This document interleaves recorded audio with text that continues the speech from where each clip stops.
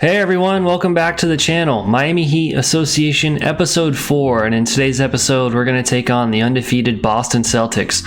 6-0 Boston coming into Miami. Wanted to give a quick shout out to the Ultimate Base Roster Project creators. I sent over my association file recently and they updated some of more of the cyber faces. So Ronnie Cycli there, you may have saw he has a new cyber face, looks more like him in real life. But in today's episode, like I said, we're going to take on Boston and Larry Legend. Larry Bird's off to a great start this season. Shooting 15 of 22 from three-point land is something to really point out, but 27 points per game at age 32. This is where he really starts to decline in real life, especially due to injury.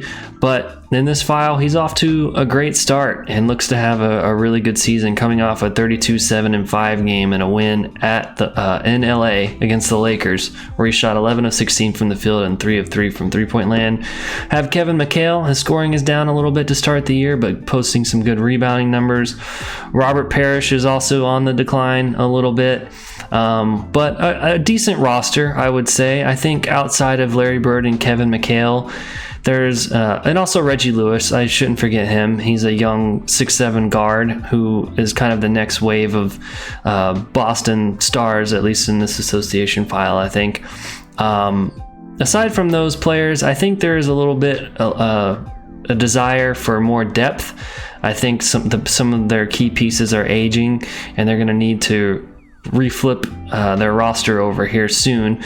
But they're off to a great start this year, and I'm looking forward to getting into this game against Boston. I think this will be our first game here on Superstar difficulty. Interested to see how sort of the CPU performs in this one. Welcome back to Miami Arena here in Miami. It's not quite American Airlines Arena just yet, as the starting lineups get introduced. Dennis Johnson, Reggie Lewis, Larry Bird, Kevin McHale, Robert Parrish, taking on Sherman Douglas, Kevin Edwards, Glenn Rice, Billy Thompson, and Ronnie Cycli.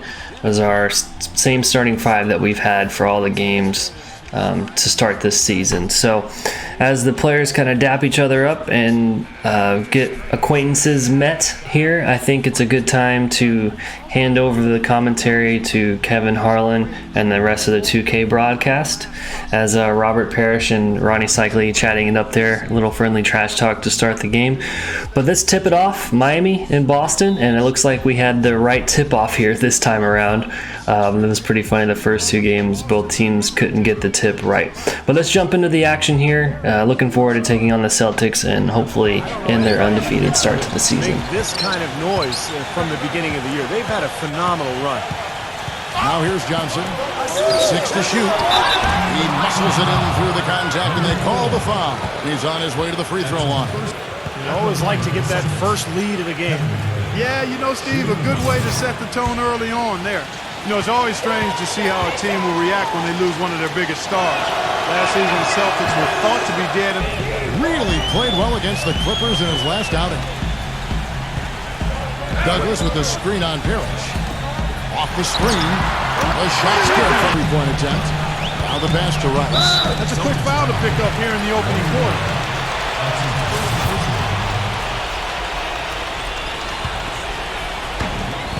They set the pick to the inside. Number 4. That's good with a Douglas assist to Johnson. Pass to Lewis. Shot clock at 5. Caught. Down low. Here's Rice. The feather touch on the finger roll. The Celtics working the ball around now. Pass to Parrish. Doubled by Rice. And the shot counts. He's fouled, and it's a chance for a 3-point play. Controlling the paint. And you know, once they got a few blocks, the shooter started looking around for those shot blockers, which is no way to be effective. Well, you got to understand who's guarding you in that situation. I mean, if he's on you tight, you can't just rise up and try to shoot over the top. Number 4 in the air.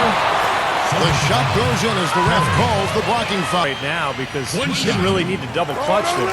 And guys, to say when we spoke just a few minutes ago, Coach said that even though this is the first meeting of the year, he didn't expect there to be much of a feeling out period between the teams. He said, but if that's their main focus, Steve, they need to get it going right away. get into a good rhythm early, then things could start to fall apart. This quarter has not been his best. The defense may be starting to affect him a little bit. For the teams at home, the Heat just destroyed people. And it's blocked by Edwards. Here's Rice. Here's Davis. And lots of time. 13th in steals. As for the rebounding numbers, not as strong as you would think. Top 20 in the league. They certainly are capable of better. Now after the missed three from Paxson. The pass to Rice. He dinks the rim with a two-handed slam. An indication there of why the score. But the finish was anything but passing. No, he hammered that down. Came back to haunt them, and that's why they ended up with that 7 seed. Now here is Smith. Drills the baseline jumper. 4 on the clock. Miami needs to get a shot off. He feeds it to Douglas. Miami shooting their 6th and 7th free throws in the game. The first free throw is good. The Celtics making a switch here. And both free throws good for Davis. You know, when you get during their disappointing 12-13 season. Number 54. And he uses the glass on the layup. Paxson working against Edwards. Stolen away. Yeah, he had tunnel vision on that pass. He was really focused on the target and never did see the defender. They keep going down low. This, of course, their first chance to play Miami this season.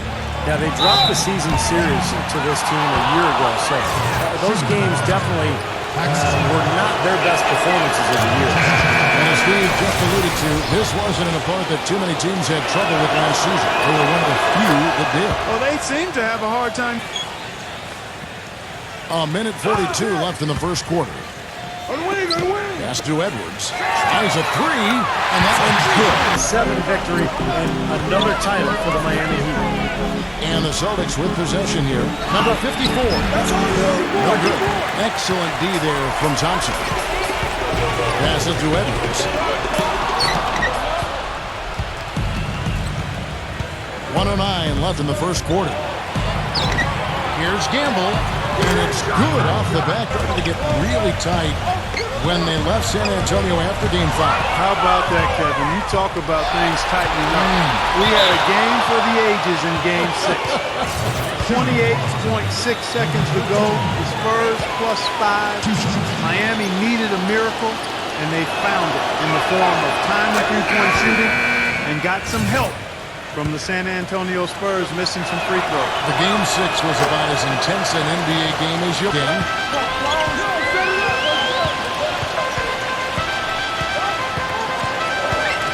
Number 20 makes no mistake on the open. Tries to save it.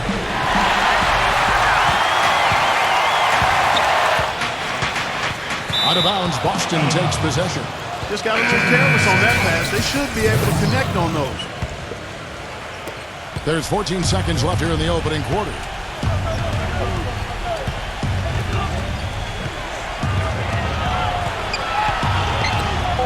The feed to Bird.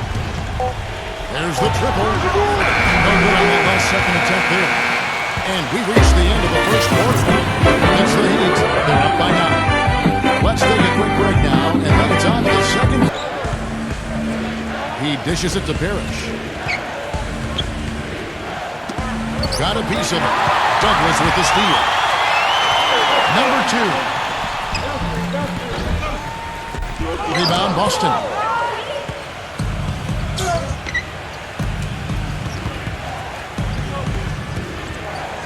And we're about a minute into the second quarter of play. And the bucket counts, and he's on his way to the free throw line. Try to make it a three-point play. And that's a difficult shot in the face of a defender that towers over. Well, you know, Puts up a 3. Shot misses. The Heat leading by 6. And now running up the court, Douglas pushing it. And it's Thompson with the jam. Sink offensively. you know what? A basket here would do a lot for their confidence. Number 13, 18 feet away, and he knocks it down. Some nice ball movement here by the Heat. Just 5 on the clock. Number 2. And he was fouled on the way out. 2 free throws now for him. Well, listen, 9th in assists, and they were in the top 10 in team scoring as well. This is a team that prides itself on its offensive firepower, and they get it done at that end of the court. Here in the second quarter, just under 3.5 minutes played. Davis, Bird covering, and Davis backs down. The basket drops, and he gets fouled on the shot. 1 free throw coming his way. I love the finger roll up and over the defense. He's made 3 of his 4. You know, you think of what a typical shot. I'm not sure he even has a shot right now, Steve, to be quite honest. Not a reliable one anyway. And it's good. Through contact, hits the shot. He'll go to the free throw line. Those defenders look like they're out of gas.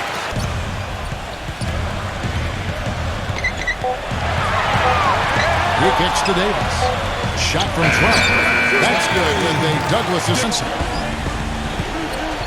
Backing down. Feed away. Rebounded by Douglas.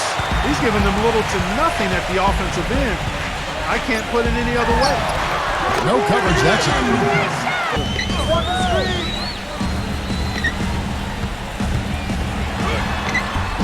Rebounded by the Celtics. Lewis has got his 3rd rebound on the night. Shot to start the drought, and that's 2 points on the layup. Cavs 5.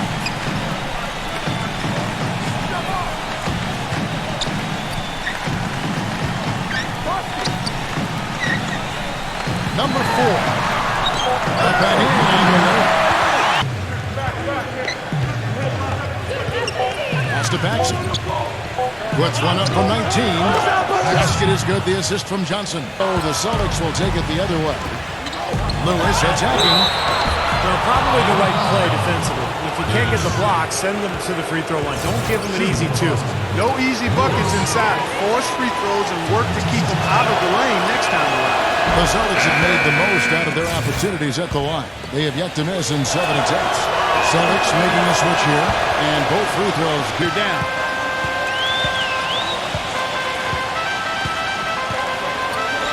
passes it to Rice. Plenty of room to knock down the shot.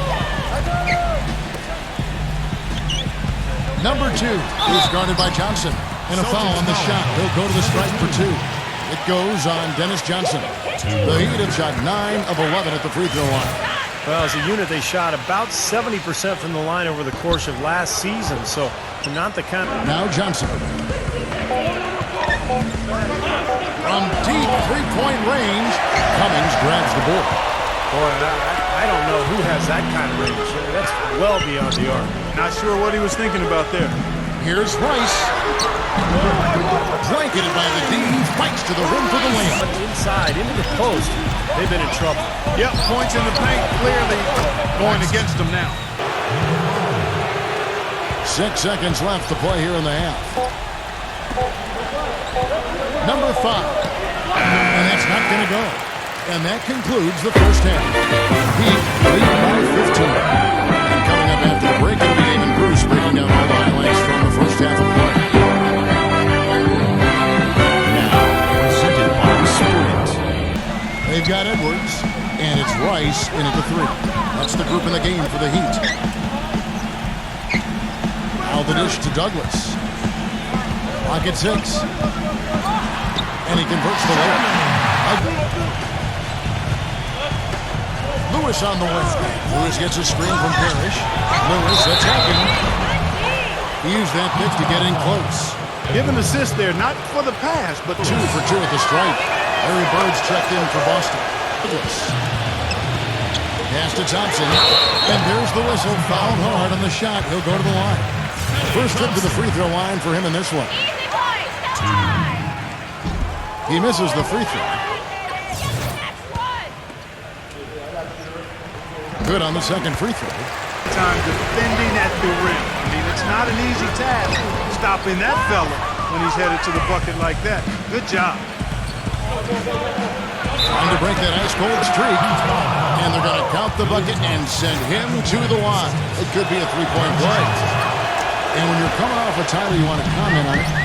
They can turn it up in a hurry. Well, it's just so much athleticism on this team that if they want to press you in the half court, they usually can. By the Heat.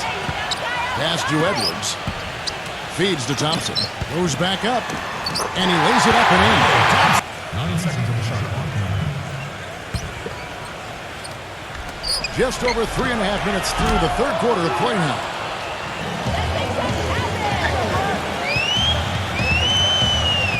Pass to Rice. That's in. Coming off an nice assist from Superior is their passes. Agreed. I mean, you look at the points, I mean, they're getting a lot of baskets off of assists, so the offense really clicking here. Here's Bird. And another basket for... You are not going to get in his head and affect him. And let's not leave out another branding mark of his status as much in the clutch. When big shots needed to win a ball game, everybody in the building knows he's going to take it. Doesn't make any difference, though. He still finds a way to knock it down. And a chance for just a second now to check out the scoring breakdown for the Heat. Douglas with it, now guarded by Lewis. Edwards passes to Douglas. Here is Edwards. Now the pass to Rice. He dishes it to Thompson. Running from the wing. Parrish dishes to Lewis. 13 feet away. Count the bucket. He passes to Edwards. Shot clock at 6. Number 4. No luck. Excellent D there from Parrish. Celtics trail by 16. Near the three-point line, it's Lewis. Pulled the shot a little.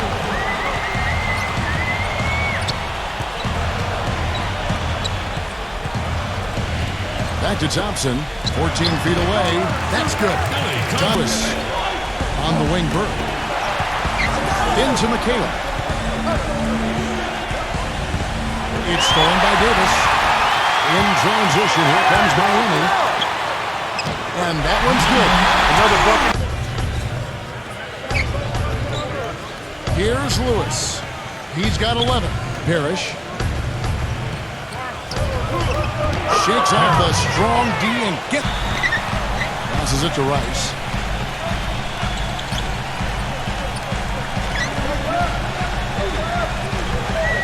Five to shoot. Another shot, and he sinks the layup. Back to Johnson. And this is his second trip to the line in the game. And he can't get the first one. The Celtics making a switch here. And he's good on the second. The pass to Rice.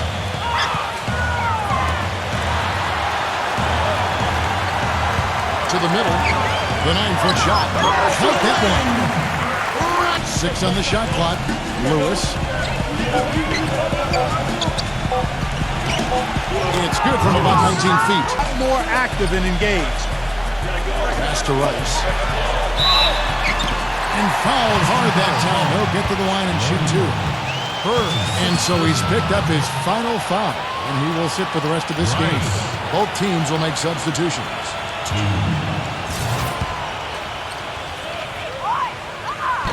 And that one misses. Cummings is checked in for the Heat. And he can't hit the second. Celtics trail by 17. Here's Lewis. And soft on the front of the rim and drop. Now, guys, the first half was a struggle for him. Here's Rice. Cans the shot from the wing. In this period. Defensive foul. Shooting for Boston. Kevin taking 2 shots. That free throw missing. He hits the second from the line. Davis sets a screen. Number 20. And that one falls coming off of Davis's feet. Feeds it to McHale. The baseline Jerry off the mark. It could go. And it would have counted had it fallen, but it's offline. And as we end the listen, will make it tough to come back. It's the Heat up 19. And do not go away as we're back in just a few moments with the start of our fourth quarter. Parrish, Edwards defending. Paxson. And yet again. And McHale finishes it. Heat moving the ball around. But they get it back. Multiple possessions have been the story of the game. Davis has got 5 rebounds tonight. As do Edwards. Not wasting any time and taking the final quarter of play. About a minute and a half off the clock into it. And a foul called on the shot. Got him on the way up that time, so he'll shoot 2 right here. Well, Kevin, when he's got the ball down in the low post, he has a huge variety of moves to choose from. So it's tough to defend him. He's got great... Shot clock at 6. Passes it to Edwards. So he gets the whistle. Contact on the way up and 2 shots coming up.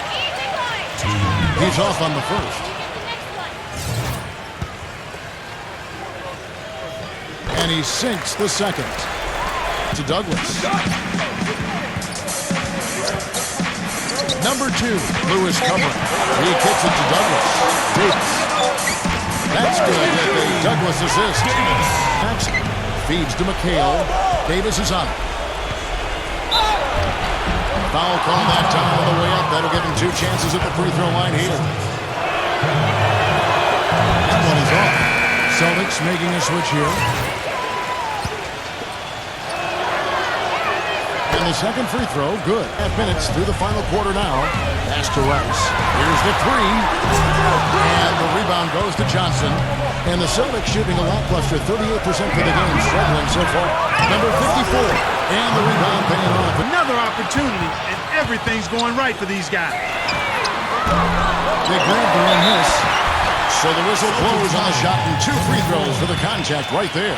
Obvious foul. Yeah, he took a hit right there and earned those free throws. And he knocks down the first one. And so he makes both from the line. 6 on the shot clock. Number 54. Great touch on the 16-footer. Sometimes folks forget about his decent mid-range jumper. He can knock those down all game given a chance. Shot's good from right. Down to 5 on the shot clock. Number 54. No good on the shot, a bit long that time. Miami leading by 22. The shot's good from Rice. They pull down the stretch. Back to McHale. That's in there. Johnson with the assist. Unforced error right there, guys. My goodness. The finger roll finish at the bucket. And here's Douglas. Number 4, defended by Parrish. That's good.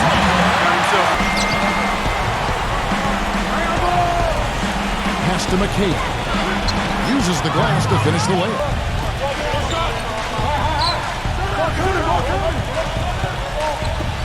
Number 4, and he makes no mistake. No good from McHale. Boy, I tell you what, guys, he's an extremely strong finisher. I'm surprised he wasn't able to power that through the defense. Douglas with it. Pass to Rice. From outside the arc. That's in. Coming off an assist from Douglas. Rice has got 7.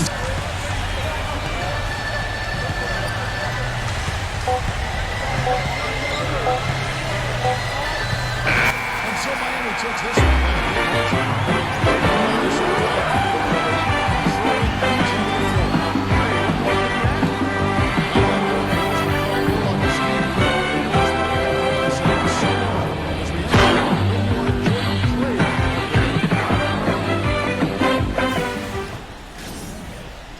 Alright everyone, welcome to the post game as the Miami Heat knock off the Boston Celtics 99-80, led by player of the game Glenn Rice, in really a contest that wasn't even as close as that score would indicate.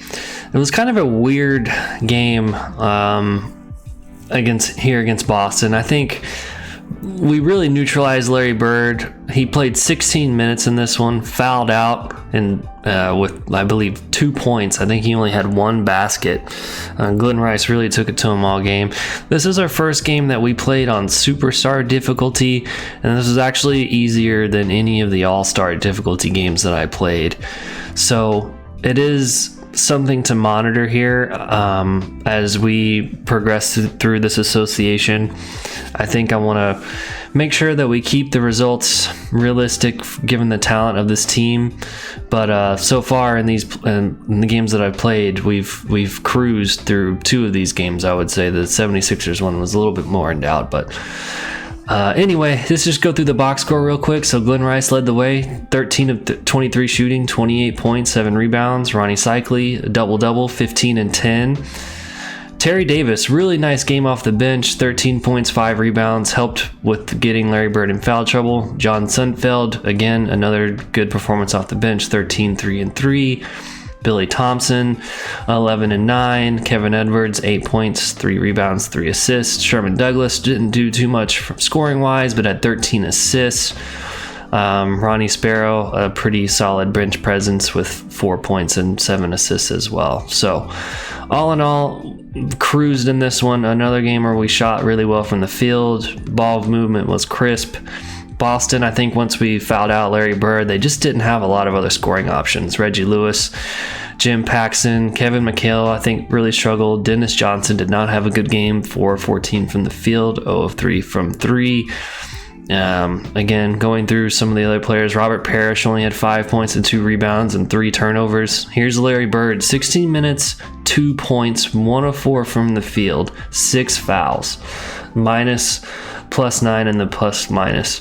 Not nearly as bad as some of the other starters had, but once we got him in foul trouble, I mean, Boston really just didn't have too many other scoring options to turn to, and even when he was on the court, we just took away any aggressiveness he had by getting him in foul trouble that early. So let's look at the team stats now. Miami shoots 57% from the field to Boston's 44%. We only shoot 25% from 3, but didn't really need it, as we'll go through quarter by quarter here. I mean, we jumped out to an early lead and really just kind of cruised from there. Had a big halftime lead, 15 points, is 47-32. We already had Larry Bird in foul trouble early in the first half and kind of just didn't let off the gas from there. Boston was better and more competitive in the second half, but by that point, it was pretty much all over. Even though they did shoot 57% from the floor in the second half, the damage was already done in the first half. As you know, we had some good second chance opportunities, out-rebounded them, just controlled the pace of the game, and it was just one of those efforts where it was pretty surprising from my point of view, because Boston came into the game undefeated, 6-0, and it really was just a contest that was never in doubt. Let's check out some Terry Davis highlights. I just wanted to highlight him because I doubt he'll be someone I showcase highlights from in the game too much this season, but you'll kind of see he had some nice baskets, really contributed to getting Larry Bird in foul trouble, played some pretty good defense as well. You'll see with the swipe of Kevin McHale there in the post, set a nice screen, I guess, for John Sundfeld from 3. Here's, I believe, Larry Bird's 6th foul as Bird raises his hand where we get to him in the post. Then a finish over Robert Parrish. So a really nice game for someone who's our 9th or 10th guy off the bench. All right, let's go through and sim a couple games after our 19-point win over the Boston Celtics. 6-1 start to the year for the Miami Heat. Certainly unexpected, probably by most prognosticators, including myself. So maybe we'll be able to do pretty well in sim. So let's go through a couple games and see what happens. So let's kind of look at the prospect board and kind of gauge where the game thinks some of these players are going to be picked. I think with our good start, I think maybe we'll avoid the top 5 draft pick. I mean, it's still such a long way to go in the season, but I was so focused on assuming we're going to pick in the top 5 that these are kind of the names that I've been focusing on: Gary Payton, Derek Coleman, Kendall Gill, Dennis Scott. But let's take a look at some other players as well, just to kind of diversify who we're scouting. Obviously, some of these colleges are not correct for some of these prospects. I'll probably go in here and fix them. But for now, let's just do some scouting. We want to take a look at maybe D. Brown. Even though he's an undersized shooting guard, he could be a decent option to look at. Our backup guards are on the older side or not particularly rated highly, I guess. So that could be an option for us. We don't like our big men too much behind Ronnie Cycli. I think there's definitely some upgrades that we could do there too. I think Alec Kessler could be a good backup big man to Ronnie. He's got B- offense, not much of a defender by the looks of things, but a good size, 230 pounds, also 19 years old, so we'll come in pretty young. Pretty good rebounder, pretty decent athleticism for this center position, also good IQ. I think he's someone that we can take a look at scouting, so we haven't sent anyone his way yet. Let's send scout Stan Van Gundy, who was on the Heat staff at this time. Shout out to Hawk23 for some of the edits to my association file, the creator of the Ultimate 2K mod. I sent him the file a week or two ago, and he took care of just some touch-ups for me, so really appreciate that. And he added Stan Van Gundy to the staff, so he's listed as a scout now, which is pretty cool. So we sent a scout Kessler's way. Let's see who else we want to go after. Eldon Campbell has 2 badges. So he could be someone that could potentially be a good fit for us. Not going to play perimeter defense at all. Good inside scorer, pretty good rebounder, average athleticism. Don't think there's anything too special about him. I think he's going to be purely a kind of garbage big man, clean up with putbacks and as a rebounder and plays hard-nosed defense. But I think there's always room for those types on the roster. As we've kind of touched on, this draft class is a little weaker than I think what you'll see coming down the road through the rest of the 90s. So that's a little disappointing in our first season. Our draft class isn't that noteworthy with sort of standout players. If you see anyone that you guys like or any favorite players from the 90s that you want to call out, let me know in the comment section who are some potential draft picks we could go after. But let's look at some other guys. Bo Kimball, Tate George. I mentioned the shooting guard position could be something that we go after. I think this position could definitely be something we upgrade down the road. AJ English, second rounder.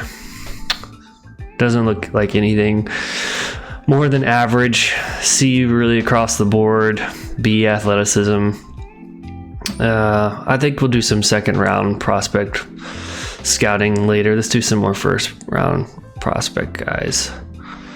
Travis Mays, a shooting guard, point guard, sort of combo guard.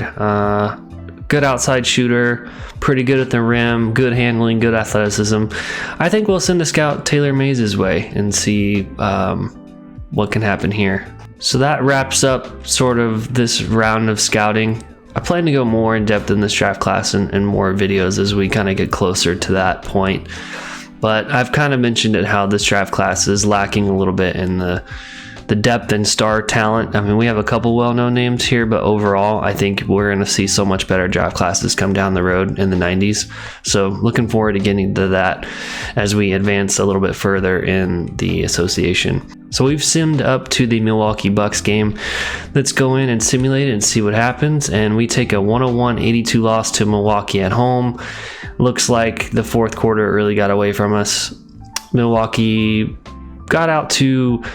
I'm really bad at math, but it looks like they got out to a 12-point lead at halftime. We closed it a little bit in the third quarter, and then in the fourth quarter, they kind of put us away. So let's check out the box score. Ronnie Cycli leading scorer. Glenn Rice really struggled. 5 of 21 from the field, 2 of 11 from 3. took more three-pointers than I would think he should, but that's what happens when you settle for the outside. Four turnovers as well. Kevin Edwards, 15 points on 3 of 13 shooting. Billy Thompson, 10, 5, and 4 game. Nothing special there. Sherman Douglas, 8, 5, and 6 on only 6 shots. Yeah, struggled, it looks like, all around. 33% shooting from the field, 26 of 78. So that's not going to get it done, while Milwaukee shot 54%. Looks like they were led by Ricky Pierce, averaging 19.5 points a game, shooting 50% from the field on the season, and he definitely exceeded those numbers against us. 28, 5, and 5 with 3 steals on 11 of 14 shooting. That'll get it done every time. Paul Pressey came off the bench, 16 minutes and 14 points on 6 of 8 shooting. That's a really efficient day for him. Going down the line here, yeah, I mean, the only one who really struggled shooting was Fred Roberts. 35 minutes, only 2 of 11 from the field, but otherwise everyone else shot really well. Also, Tito Horford, who I believe is Al Horford's father. I have to look that up and confirm that to be sure. But 9 and 9 on 3 of 9 shooting is nothing spectacular either. But Ricky Pierce, Alvin Robertson from the San Antonio Spurs, his first year in Milwaukee. He had a good game, 18, 3, and 4. So after a 4-game winning streak, the Heat finally drop one at home against the Bucks. They fall to 6 and 2, while Milwaukee goes to 4 and 2. Okay, let's simulate to the Orlando Magic and Miami Heat. We're going to be welcoming an in-state, in-division foe. They are 4 and 4 in the year right now. We're tied for first in the division at 6 and 2 with the Atlanta Hawks. Let's see how this one goes for us. And it looks like even though we outscored Orlando by 11 points in the fourth quarter, that wasn't nearly enough to overcome what was a 20-plus point deficit as we fall to Orlando 101 to 91. So not a good first couple of games here for Miami to start the sim, but as you'll see here, we have the Charlotte Bobcats coming up next, which is always a nice remedy. One of these expansion teams that don't have any real players. Those are just the antidote any team needs when they're struggling. But before we get to that game, let's kind of look at the box score from this pretty much a no contest against Orlando. We were down by 10 after the first quarter, and we were also outscored by 14 points in the second quarter. So an easy, 24-point deficit at halftime. That's never going to get it done. Sherman Douglas was our player of the game. And this one, 12 of 18 shooting on 27, 7, and 7 splits. 2 of 2 from 3. Glenn Rice, another mediocre shooting outing. 15 points, 6 rebounds on 5 of 14 from the field. Billy Thompson, close to a double-double. Ronnie Cycli, close to a double-double.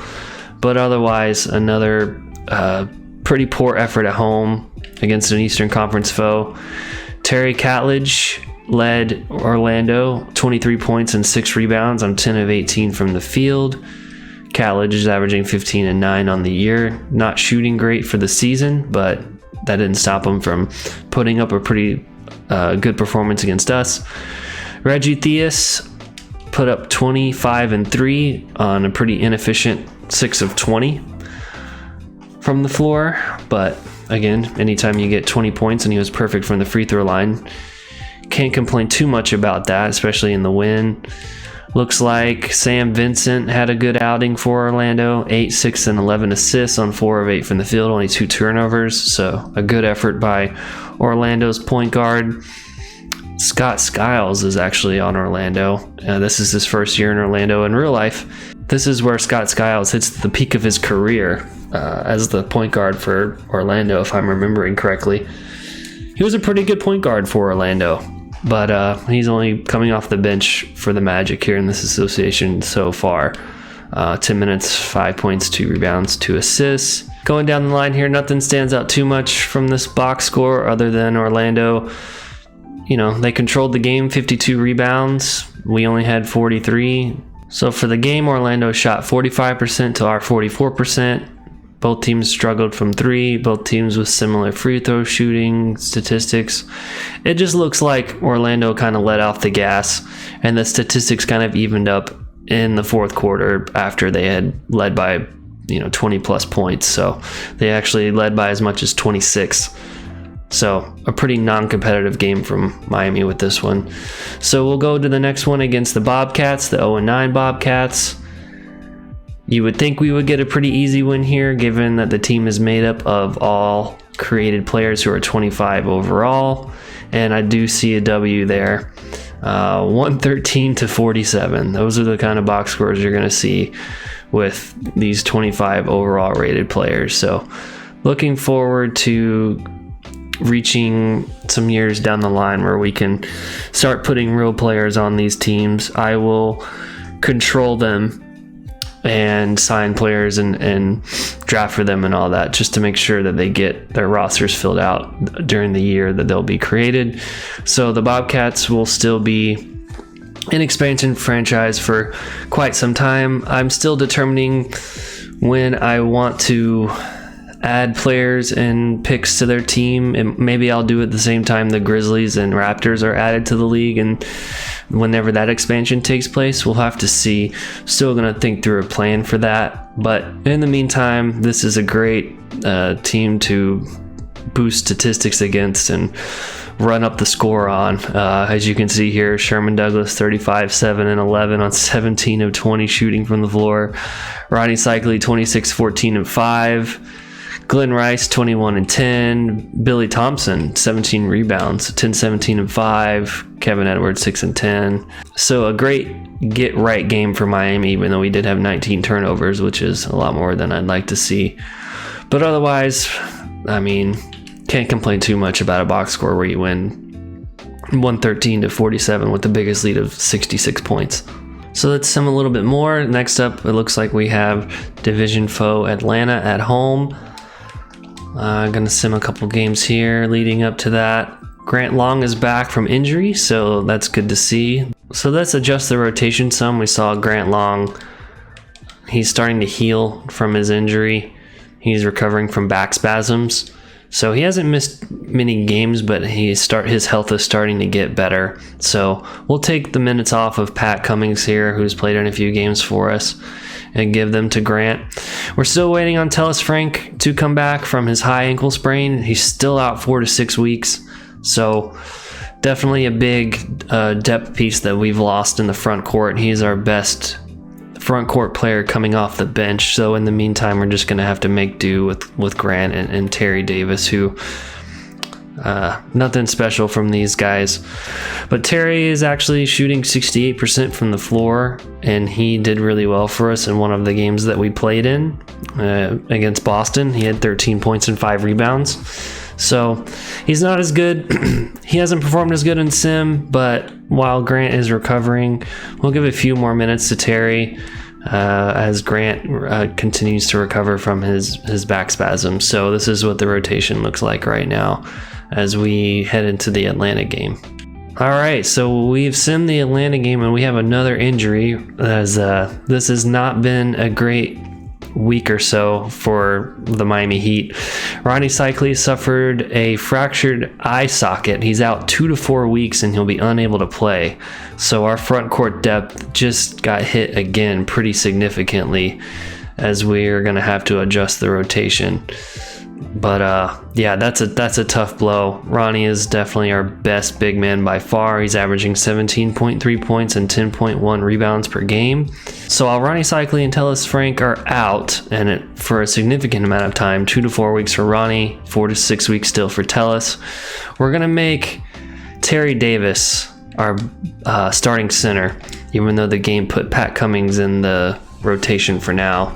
I think that'll be the move, especially since we've had good success with him in some of the games that we've played in, so he's going to get the bulk of the center minutes. So it's really going to be a by committee approach in the front court, as we're going to, I think, especially in sim, we're going to struggle pretty heavily here, as we're going to have to battle some of these other front courts in the league. So a big loss as we lose Ronnie for 2 to 4 weeks. It's a casualty an otherwise positive outcome as the Heat knock off Atlanta in this game at home, 97-87. Let's look at the box score here as we kind of check out what happened in Ronnie's effort. So Ronnie went out with a sort of an inefficient game, 5 of 15 from the field, but did post 16 and 15. Sherman Douglas, 19 points, 4 rebounds, 7 assists, and 4 steals. A really good game from him. John Sundfeld, 9 points, 5 assists. Ronnie Sparrow, 8 points, 4 rebounds. Billy Thompson, 6 and 11. Kevin Edwards, 4 and 6 with 2 steals. So, man, Ronnie, 40 minutes in this one in the game where he breaks an eye socket, but helped us get the win. 44% shooting from the field for the Heat compared to 41% from the Hawks. Both teams identical free throw shooting numbers. Looks like we held the edge in rebounding, 18 offensive rebounds and also 6 more defensive rebounds. So definitely the work on the glass paid off in this one for us. We led by as many as 13 points and held Dominique Wilkins in check. I mean, 20 and 9 on 7 of 17 from the field. Can't complain too much about that, especially since he's still one of the best players in the league. 30 years old, going into his 8th year, averaging almost 24 points per game, 8 rebounds, which looks like a career high to this point. Pretty good shooting percentage. Never much of a 3-point shooter, but he's one of the most potent scoring wings in the league. So anytime you hold him under 50% shooting, you'll take it. Moses Malone, 34 years old, kind of reaching the end of his career, I think. Still posting really good rebounding numbers. And he had 14 and 13 in this game, along with 3 steals and 4 blocks. So Moses still has it. But I'm sure him and Ronnie had an epic game battling in the post. Spud Webb, he put together 12 and 4.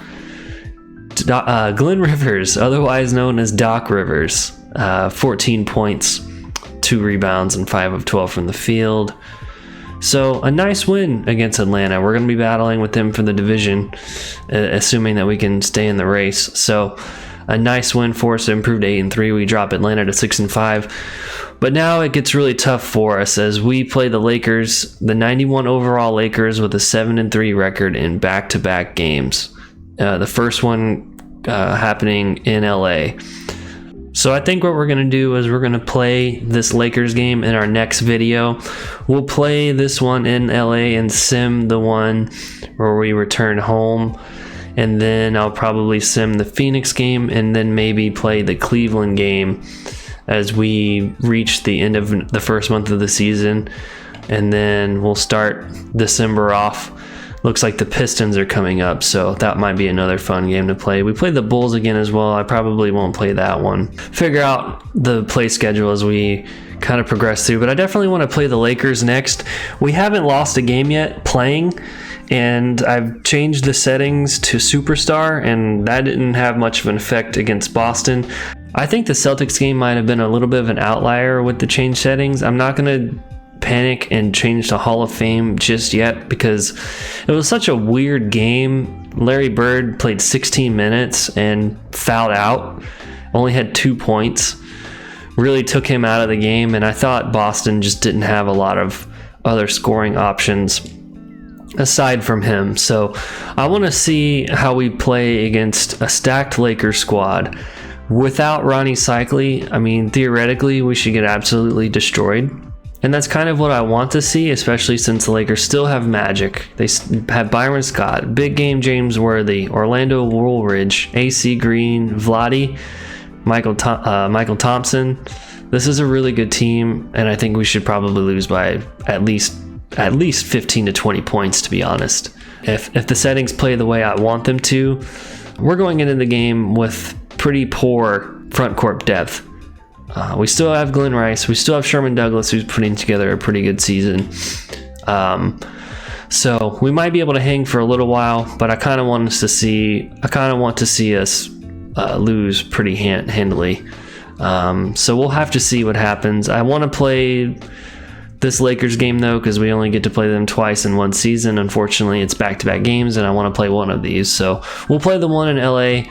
We've played a few home games, so I want to hit the road again and visit Staples Center. Not the Crypto Arena or whatever it's called now. It'll always be Staples. But yeah, that's all I had for today's episode, guys. Hopefully we start seeing some losses in play games. I think it's a little unrealistic that I've won all the games that I've played so far. Hopefully the change to Superstar bears some fruit down the road. I do think the Celtics game was a little weird, just the way that it played. So we'll see what happens, and probably we'll get blown out by the Lakers. But if we come close to winning that one or even win it, then I think it's time to definitely look at switching to Hall of Fame difficulty and going from there. So we'll play the next one on Superstar. We'll see what happens. But thanks so much, guys, for watching this video and my channel overall. Please subscribe and give this video a like. It helps the video and the channel as we kind of get this association off the ground, and I'd like to bring more viewers into the fold, so any support that you guys can show, I'd really appreciate it. But that's everything for this video. Thanks so much for taking the time to watch, and I will see you guys in the next one where we'll take on LA. See ya.